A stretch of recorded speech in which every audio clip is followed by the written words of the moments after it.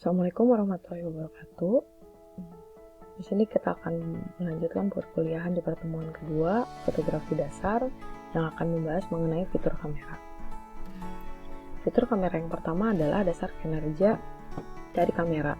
Dari kamera DSLR, tahap pertama ada tahap preview, di mana objek gambar diambil dari lensa, kemudian dipantulkan oleh cermin prisma, dan dapat dilihat pada viewfinder atau pada live view LCD screen. Kemudian pada tahap kedua ada tahap capture yang sangat berhubungan dengan shutter speed. Cara kerja ini adalah bilah penutup pertama yang bentuknya horizontal ataupun vertikal, berbeda-beda dari jenis kamera. Ketika bilah kamera terbuka ke atas, kemudian menangkap cahaya, dan pada bagian terakhir adalah sensor menutup, mengakhiri exposure. Saat itulah cahaya yang ditangkap menjadi sebuah citra atau image. Data ini akan disimpan menjadi file foto pada memory card. Kemudian masih sama pada kamera mirrorless, cara kerjanya tidak berbeda jauh, hanya yang membedakan adalah kamera mirrorless sudah jelas namanya mirrorless tanpa cermin, sehingga kamera hanya menangkap objek dari luar kemudian ditampilkan pada LED screen langsung. Citra gambar yang ditangkap kemudian ditampilkan langsung pada viewfinder.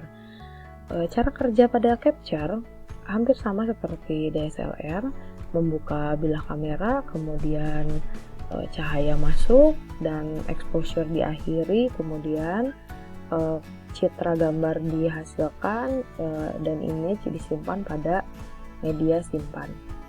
Kemudian yang kedua ada sensor digital. Sensor digital ini adalah pengganti klise atau negatif film pada kamera analog. Biasanya disebut dengan megapiksel atau resolusi. Ini sensor digital macam-macam. Di bagian image ini kita lihat medium format adalah memiliki ukuran yang paling besar, dan pada sensor digital smartphone itu ukurannya sangat kecil. Secara ukuran fisik, kamera ini lebih besar, memiliki sensor kamera yang cukup besar juga, sehingga menghasilkan ketajaman, kedalaman warna, dan lebih sedikit noise pada yang sensor kamera lebih besar, karena titik piksel lebih banyak menangkap cahaya dengan optimal, sehingga menghasilkan foto yang jauh lebih detail. Kemudian pada fitur yang ketiga ada crop factor. Crop factor ini adalah besaran sensor kamera, perbandingan antara ukuran diagonal sensor. Biasanya perbandingan ini kita lihat dari full frame, jenis full frame. Kita lihat pada image ini, kamera full frame adalah kamera yang paling besar, digambarkan oleh garis kuning. Kemudian kalau misalnya kita punya kamera dengan sensor 1,5 crop factor, itu artinya bagian kotak putih, 1,6 adalah yang magenta, dan yang paling kecil 1/3 itu 1/3 itu biasanya pada kamera smartphone. Kemudian di bagian yang keempat, fitur kamera ada aspek rasio. Aspek rasio ini mewakili angka perbandingan panjang dan lebar persegi 4 pada sensor kamera. Biasanya rancangan rasio ini 3:2 dan 4:3. Rasio 3:3 itu pada kamera full frame, APS-C, DX, dan CX. Sedangkan pada 4:3 itu pada kamera sensor full third dan kamera saku. Kemudian ini yang kelima adalah fitur resolusi dan megapiksel.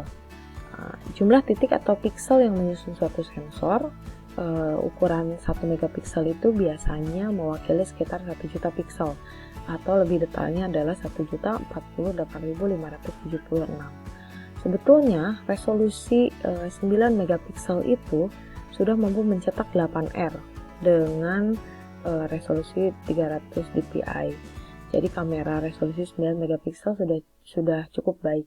Namun untuk kebutuhan cetak yang lebih besar, memang kita membutuhkan megapiksel yang besar pula.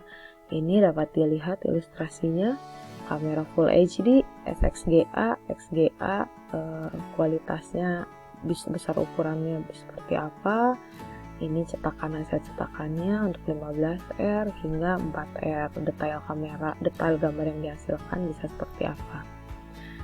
Ini tabel perhitungannya. Kita lihat pada yang 15R, print 15R, ukuran 15 x 24 inch.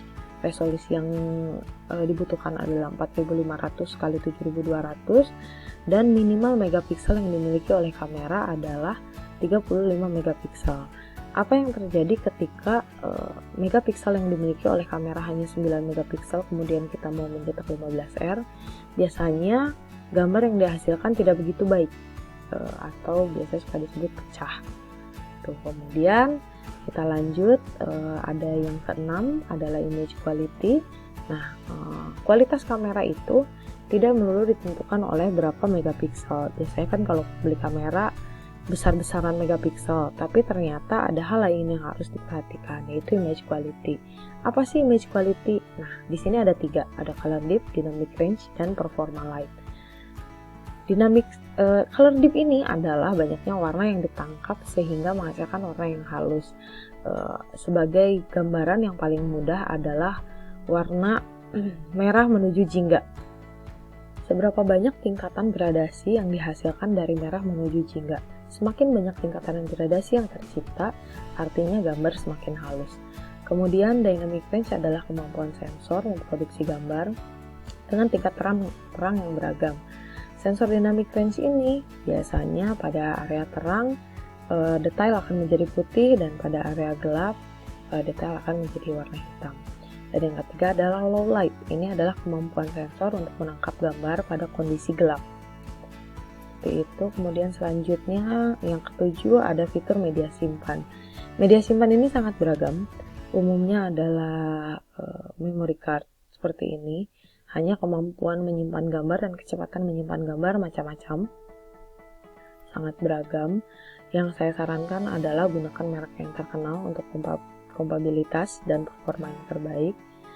Media simpan ini digunakan untuk menyimpan gambar, menyimpan file, kemudian mudah untuk ditransfer, dan itu kita harus memiliki performa yang terbaik dari media simpan, karena jika lambat akan mengakibatkan penyimpanan dan pengoperasian juga menjadi lambat. Kemudian selanjutnya ada LCD screen. LCD screen ini adalah media untuk melihat langsung hasil gambar.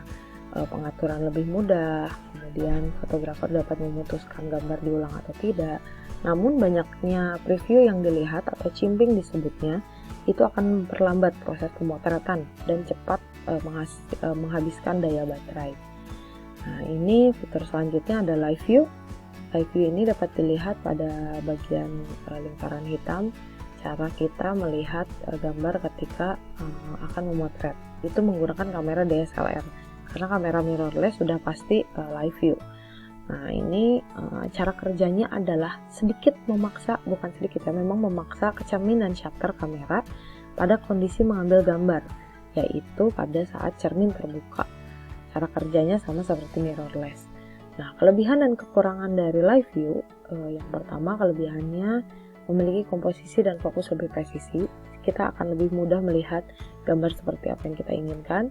Kemudian keterangan display lebih lengkap, dan yang paling seru adalah what you see is what you get. Sedangkan kekurangannya adalah fokus dan pengambilan gambar itu menjadi lambat, otomatis menjadi lambat, banyak fitur yang tidak berfungsi, daya baterai cepat habis, dan kendala pada kondisi terang dan gelap ruangan. Fitur selanjutnya adalah metadata atau FX. Apa sih FX itu? Actionable Image File Format, untuk menyimpan informasi seperti tanggal, waktu, jenis kamera, lensa, shutter speed, ISO, aperture, dan lainnya.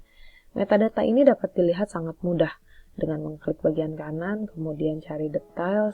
Dia akan otomatis memunculkan data sekitar pemotretan atau teknik pemotretan yang kita gunakan. Pengoperasian ini untuk jenis Windows. Jika jenis yang lain boleh disesuaikan. Kemudian ada fitur view recording. Nah, pada view recording ini kemunculannya pada awal 2008 oleh kamera Nikon DSLR D90, dimanfaatkan untuk membuat video dengan kualitas yang cukup baik. Namun karena kamera DSLR ini diperuntukkan untuk fotografi, maka ada keterbatasan pada videografi, seperti tidak bisa merekam dalam waktu yang lama.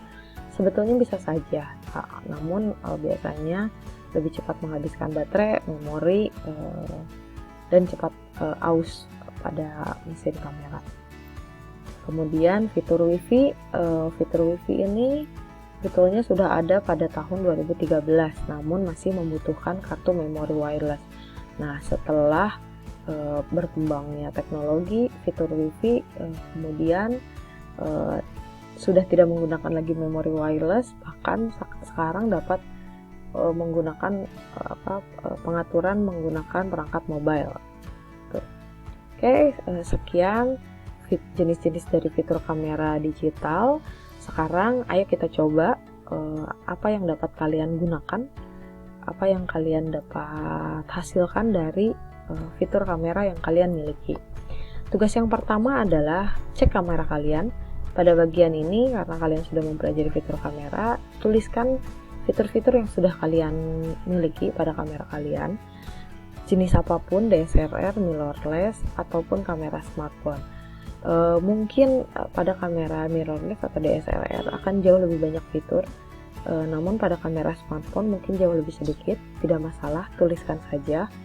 Kemudian tugas yang keduanya adalah, walaupun di sini masuknya masih tugas pertama, praktek foto bertema.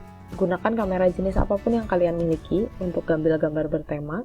Temanya disesuaikan dengan yang kalian inginkan. Hanya saran saya atau yang saya inginkan adalah tema-tema yang mendasar saja, yang seperti jenis objek, bentuk, ataupun warna. Tidak perlu tema yang terlalu rumit, namun disesuaikan lagi dengan kondisi lingkungan kalian. Tema apa yang mudah untuk diambil. Dapatkan 5 minimal foto, maksimal 10 foto, lebih banyak lebih bagus. Kemudian upload di Google Classroom tanpa editing dan diunggah di Instagram dengan proses editing. Nah, latihlah olah rasa dengan komposisi yang baik pada foto bertema ini. Saya kasih contoh, contohnya seperti ini. Ada gambar matahari. Ini hanya sebagai contoh saja ya, tema matahari dari mulai matahari pagi, matahari siang, kemudian matahari sore.